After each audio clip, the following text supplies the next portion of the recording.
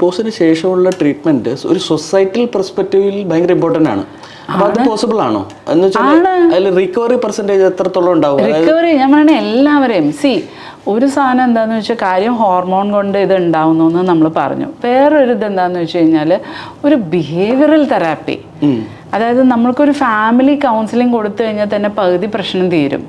എന്താ വെച്ചാൽ ഇതിനകത്ത് കുറേ തെറ്റിദ്ധാരണകളുണ്ട്. പുരുഷന്മാരുടെ വിചാരം പെനിട്രേഷനാണ് സെക്സ് എന്നാണ്, പക്ഷെ അല്ല. നോൺ പെനിട്രേറ്റീവ് സെക്സ്, അത് ഞാൻ വളരെ വിശദമായിട്ട് വേറെ എപ്പിസോഡ് ചെയ്യുന്നുണ്ട്. നോൺ പെനിട്രേറ്റീവ് സെക്സ് രണ്ടു പേർക്കും വളരെ എൻജോയബിൾ ആയിട്ട് ചെയ്യാൻ പറ്റും. ഇത് കുത്തിക്കേറ്റേണ്ട ആവശ്യമൊന്നുമില്ല രണ്ടു കൂട്ടർക്കും. സ്ത്രീകളുടെയും കുറെ പെർസ്പെക്റ്റീവില് പ്രോബ്ലം ഉണ്ട്. ഈ ഓറലൊന്നും മിക്ക സ്ത്രീകളും സമ്മതിക്കില്ല. അപ്പൊ അതിനകത്ത് പെയിൻ വരുന്നില്ലല്ലോ. അപ്പൊ അതിനകത്ത് വേറെ ഓൾട്ടർനേറ്റീവ് വേറൊരു സാധനം എന്ന് വെച്ച് കഴിഞ്ഞാൽ ഇതെല്ലാം തലയിലായിരിക്കുന്നത്. സ്ത്രീകൾക്ക് എന്തുണ്ടാവും എന്ന് വെച്ച് കഴിഞ്ഞാൽ ആ ഒരു ഹോർമോണിന്റെ പീരീഡ് കഴിഞ്ഞ് കഴിഞ്ഞാൽ ഇതൊക്കെ അവർക്ക് കഴിഞ്ഞു.